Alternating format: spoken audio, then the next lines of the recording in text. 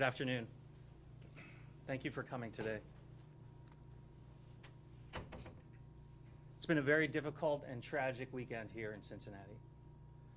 On Friday night, the West End community was shaken to its core by a sickening, unacceptable tragedy.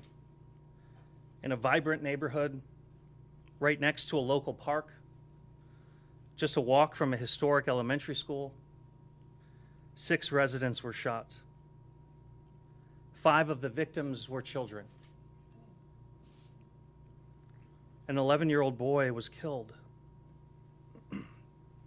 And one of the other 5 victims remains in treatment at a local hospital. This community, a community full of life and energy, is now forever changed. Since the shooting, we spent time with residents in the neighborhood, the city manager and I and the chief yesterday and today, and the overwhelming message that we have heard is one of unimaginable trauma. Almost every door we knocked had children living in the home. The West End is a community of families, of young kids.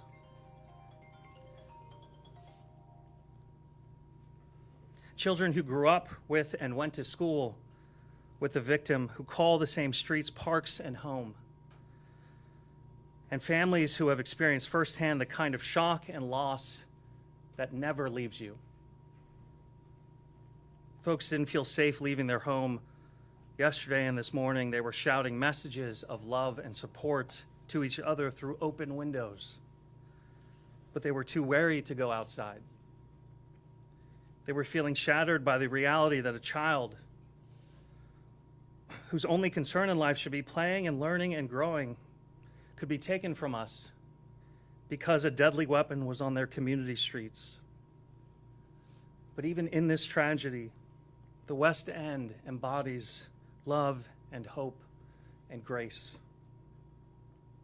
To everyone grappling with the trauma of this tragedy, we are here for you now, and we will continue to be here for you.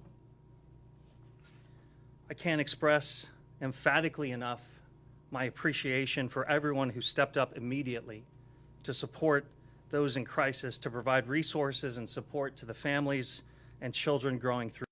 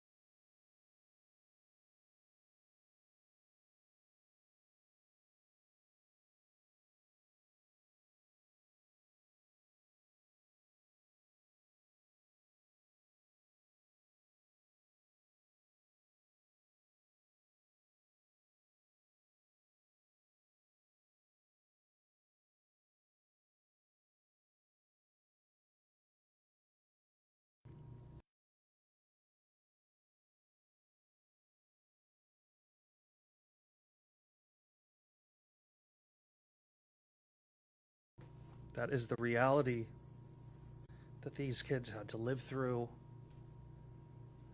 and the reality and the trauma that they will have to deal with for the rest of their lives. This is a moment where each of us has to be all in. And I assure you that we will be right now and into the future until we put a stop to this senseless, unacceptable violence. I'll now bring up City Manager Sherlong to discuss what's next.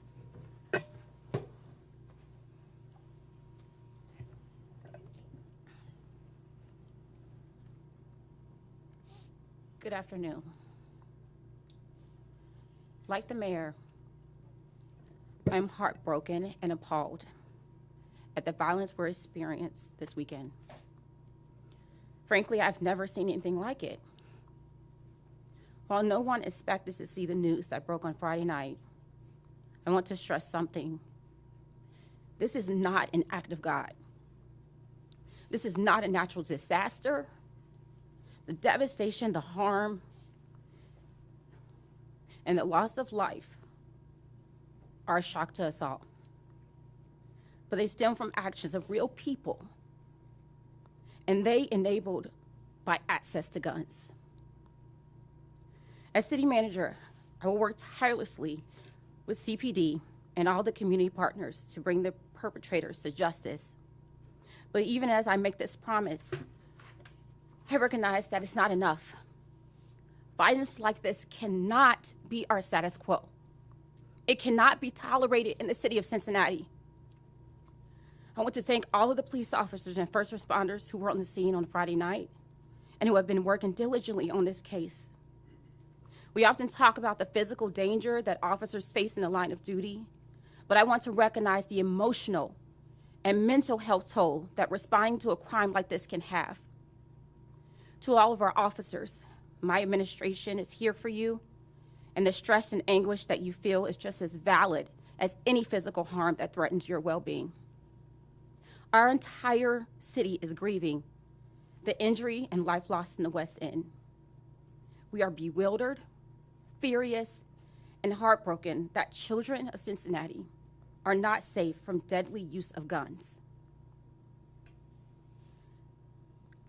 I myself have lost a family member to gun violence. And the horror of a life taken so quickly is something I would never truly comprehend. We will continue to swiftly react to violence, and we will redouble our efforts to prevent its root cause. Our comprehensive approach to public safety relies on data-driven decision-making, interventions that target violence without exaggerating it, and work directly with community to make our neighborhoods safe. In the West End, which has seen disproportionately high levels of gun violence, we know that tragic outcomes stem from much more complex quality of life issues. Our pivot public safety approach, which uses fast place-based interventions to disrupt violence, has been used to curb shootings in OTR, the West End, and other target areas in the city. The collaborative pivot team meets bi-weekly to work on proactive solutions to reduce violence. Their next meeting is at Lincoln Rec Center this Wednesday at 10 a.m. I invite anyone to attend who wants to help or to learn more about the city's effort to combat violence. The city has active interventions already deployed. Our approach in the West End includes several months of investigation into a concentrated area of crime of Livingston and John Street, which resulted in the filing of a public nuisance action against a liquor store that was later closed. Our CPD officers also partnered with representatives from the community builders to conduct an assessment of the neighborhood focused on environmental design and physical changes that can be made to reduce violence. And recognizing that the area has experienced repeated shootings, CPD has allocated overtime to increase police officer visibility and responsiveness about regular staffing levels. To bolster these efforts and directly respond to the horrific events on Friday evening, we have assembled a team of social workers and community partners to provide support to West End residents. Deeply involved and key to this strategy will be Karen Rumsey and our amazing victim service team at CPD. They will be going door to door in the West End in partnership with the property ownership group at City West to get help to any and all residents who need it. The young people affected by the senseless violence is a priority. Our working group will also be in schools on Monday, including Hayes Porter Elementary, Taft High School, and CCPA, as well as Lincoln Rec Center. Exposure to violence is unthinkable cruelty to inflict on young people. And when kids lose their lives to senseless killings, we need to embrace our children with every mental health resource we have available. Our partners in these efforts include Talbot House, the Community Builders, Cincinnati Recreation Commission, and Cincinnati Public Schools. I want to extend an enormous thanks to each of these partners for their dedication to community collaboration, because this is not going to happen just with the city at the table. It is going to take collaboration. I also want to recognize the incredible work of the city's human services team, Director Deanna White, Brooke Lipscomb, and the support from Assistant City Manager Virginia Talent. We need decisive actions like these in the wake of tragedy, but reacting to the problem will never solve it. We need to be proactive. We need to be vigilant, and we need to be collaborative. And we need your help. Again, we've been saying this over and over and over again. If you have a gun, you need to store it safely. You need to store it safely. That is your responsibility. CPD will give you a gun lock for free. So there's no excuse. The gun violence problem starts with guns themselves. If you own a firearm, it's your responsibility to keep it out of the wrong hands, because this is what happens. Finally, I want to remind everyone watching and listening that violence does not define us. Cincinnati is welcoming, Cincinnati is vibrant, and Cincinnati is stronger than when we work together. Tragic events like this shock us. They make us angry and dismayed, but they also push us toward action. Please take a stand to stop the killing. If you own a gun, lock it up. If you know where the guns are, tell Cincinnati Police Department. If you have ideas, if you have solutions, like we've been doing, we want to hear from you. We can solve this problem if we work together. Thank you. Thank you. City Manager Long, and now an update on the investigation. Chief of Police Teresa Theetge.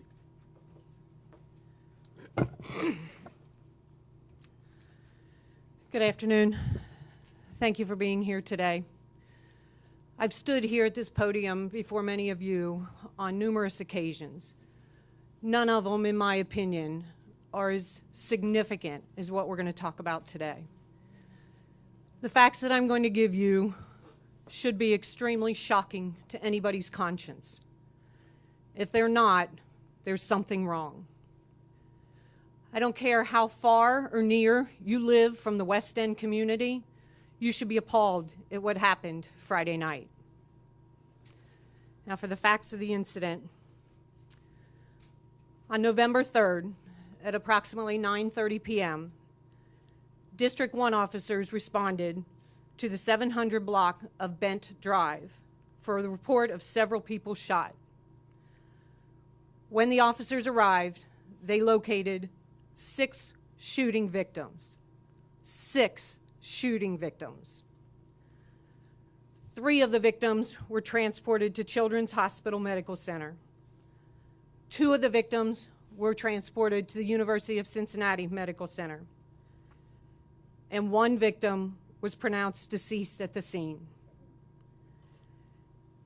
As for our last update, only 1 shooting victim remains hospitalized, and they are currently in stable condition. The deceased victim was a black male, 11 years old, and was a West End resident. The preliminary investigation indicates the victims were near the intersection of Jones Street and Bent Drive when an occupant of a dark sedan fired 22 rounds in quick succession. The incident was captured on our ShotSpotter technology. The surviving victims, a male black 12, a male black 13, a male black 15, a female black 15, and a female black 53. 2 of these juveniles attended Cincinnati College Preparatory Academy, including the deceased. 3 of the juveniles attended Cincinnati Public Schools. A couple of things I want to say beyond the facts of the incident. My sincere gratitude goes to the medical professionals at the University Hospital and Children's Hospital. I don't think we realize here in Cincinnati the talent at those hospitals that help these individuals survive. So thank you to the medical professionals. Thank you very much to Cincinnati Fire Department, also first responders on the scene with our officers, and what they had to see and deal with, they will carry with them for the rest of their careers. To the men and women of the Cincinnati Police Department, my gratitude is beyond words for what you handled that night. When I arrived on the scene, the men and women of Cincinnati Police Department were doing their job flawlessly. Nobody had to be told what to do. They jumped into action immediately, and I am extremely grateful for that. To our homicide unit, as the mayor stated, since Friday evening, they have been working endlessly on this case. They will not stop until they solve this case. I know how they are, and I admire their dedication. My closing comment is to the person or persons responsible for this violent act. Turn yourself in. Turn yourself in. Call a loved one, have them turn you in. Because if you don't, we will find you and we will bring you to justice. Thank you. Thank you, Chief. And now we are honored by the presence of the deceased victim's family. Isaac Davis, the victim's father, is here. Lakeisha McFarland, the victim's mother. Diane Jones, the grandmother. And Kashia Tucker, a loved one. We'll ask Mr. Davis to provide a brief remark.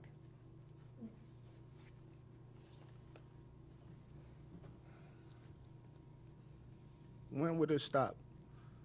Would this ever stop? Like, how many people have to bury their kids, their babies, their loved ones? Like, look at his mother. Look at me. I mean, you're not gonna realize it until someone happens to your family, until it happens to you. I'm just asking anybody that know anything to come forward, please. Just please come forward. We're begging. I don't know what else to say, but just please come forward. Thank you.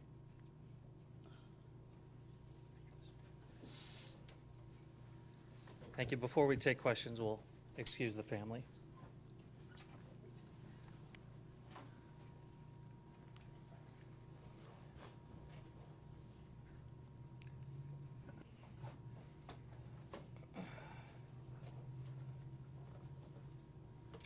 With that, we'll take any questions. Any possible leads at this point as to who these people responsible could be? I spoke with the homicide unit a little bit before this press conference. Tips and leads are coming in. They will follow up on each and every one of them. But at this point in the investigation, we are not going to discuss where we're headed with the investigation. Is this picked up by any cameras? Again, we're not going to get into any details of the investigation. That's all critical types of evidence that the homicide investigators will take a look at. Is there any threat to that area where the shooting happened? I know yesterday there was a news release, and shortly before it happened, people were running and scattering. Is there any threat that people should be worried about? There are no current threats that we are aware of. We will work with all of the community leaders to help them in restoring a sense of calm in the West End to the best that we can while this person is still out.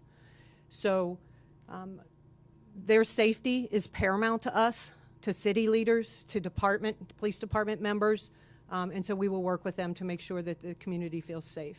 What sort of comfort can you provide families in the short term, you know, who are terrified to have their kids outside playing on the sidewalk? It's an important question. I'm the father of a 4-year-old and a 1-year-old, and when the city manager and I were going door to door in the neighborhood where it happened, that's exactly what we heard. the parents and the kids themselves who we talk to don't feel safe, and I frankly can't blame them. They were a group of kids playing outside of their house when a madman came by and fired 22 rounds into a group of kids. My message to them, however, is that myself, the city manager, the chief of police, our entire Cincinnati Police Department force, which is the best in the world, will not stop until we find this person and bring them to justice. At the same time, equally as important to us is making sure that those West End residents and neighbors and kids understand that we are here, we are not going anywhere. As the city announced tomorrow at 11 a.m., the city is deploying mental health wraparound services to any and all who need it. We're coordinating with Hayes Porter and CCPA and Taft, the schools in the area, because so many children knew of and played with the victim. The trauma that we are now forced as a community to deal with does not go away. The shooting may be over, but the trauma is still there, and part of that trauma is not feeling safe in their homes. It's going to take some time for us and for the community to do the work necessary to heal the wounds that we cannot see. And all I can say to them is that I am not going anywhere. I will be there for them, the city manager, the chief of police, and the full support of the city for as long as it takes. With this most recent shooting, we're now at a level of shootings targeting teenagers specifically that we haven't seen in more than a decade. That's right. Can you speak to, the violence that is targeting these young people and what needs to be done about it? The chief of police was briefing us on the numbers. We do a briefing every week, but before the press conference, we did another briefing. And what is really notable is that because of this increase in violence amongst our children, which is not unique to Cincinnati, but is countrywide at this moment, we have now had to start tracking homicides amongst kids. And the numbers are terrifying, and they are completely unacceptable. We know what is the most frustrating is we know the causes of the violence, particularly amongst kids, and it is access to guns. 40% of the illegal weapons on Cincinnati streets come from cars, being stolen from cars. That's why the city manager continues to reiterate, if you are a gun owner, to lock up your gun and to make sure that it doesn't get into the wrong hands that leads to this kind of tragedy.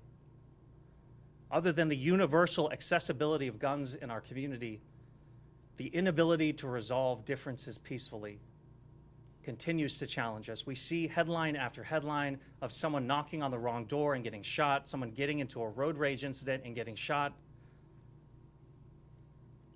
The inclination to reach for deadly force immediately, no matter how small the incident is overwhelming. The gun violence we are seeing is no longer concentrated in one neighborhood or concentrated around the drug trade.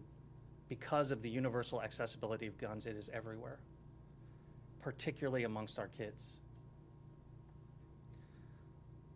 From City Hall's perspective, we've done everything that we can from an accessibility of guns point of view to make sure that we prevent criminals from getting their hands on guns. But we need to continue to ask for and expect partnership at the federal and state level as well. I refuse to accept that this is the new reality. I refuse to accept that the rights of others are more important than the lives of our kids in Cincinnati. This is going to require a comprehensive approach and change. And we are prayerful that our partners at other levels of government will be in this fight with us. What will this increased police visibility look like? Are we talking just extra patrols, driving down the street, or anything beyond that? Yes, so we will be convening as a leadership team of the Cincinnati Police Department and discussing resources needed to, again, create a sense of safety in the West End for the communities. That will include uniform presence as well as non-uniform presence. We have cameras, we watch the cameras, we have other types of technology. It will be a comprehensive approach. Any final questions? Can you speak to the level of gun violence, particularly in the West End? I know the city manager said they're facing a disproportionate level. So when we are a data-driven organization, we are a data-driven police force, and the data year to date from a shooting perspective is optimistic. However, importantly, particularly in the wake of this tragedy, the West End specifically has seen very recently tragedy after tragedy after tragedy. And so there is no doubt that City Council, the administration, CPD, the mayor's office, we are all focused on the West End and making sure that the violence that the residents there have experienced very recently, not just this shooting, but previous incidents of violence, that we prevent that from happening in the future, using all the resources to bring to bear to support the West End for crime prevention, but also making sure that the real trauma that they are experiencing is also prioritized and dealt with. The strategies that we employ to interrupt the violence has worked and continues to work in other parts of the city. We are confident that the strategies that we have invested in are the right strategies. Obviously, the West End is our priority, and obviously, it is our priority to stop the violence. We've seen the number of people hurt or killed in drive-by shootings this year is significantly higher than what we saw last year. How do you crack down specifically when it comes to drive-bys? Yeah. The drive-by shootings are a confluence of two national trends that are affecting Cincinnati but also affecting other parts of the country. Kia and Hyundai were particularly susceptible to break-ins and car thefts. That fact coinciding with, as I've mentioned, the universal accessibility of guns has created a very dangerous situation. CPD has deployed strategies in order to address that, but you're absolutely right. These kinds of incidents are absolutely happening in our city, and they're absolutely unacceptable. I'll let the chief talk about any specific strategies. Yes, so to the mayor's point, we have seen, like everywhere else in the country, a real problem with thefts of Kia and Hyundais. And we have also seen those thefts of those cars associated with violent crime in our communities. That being said, I think an important fact to understand is the vehicle is just the mode of transportation for somebody to shoot somebody.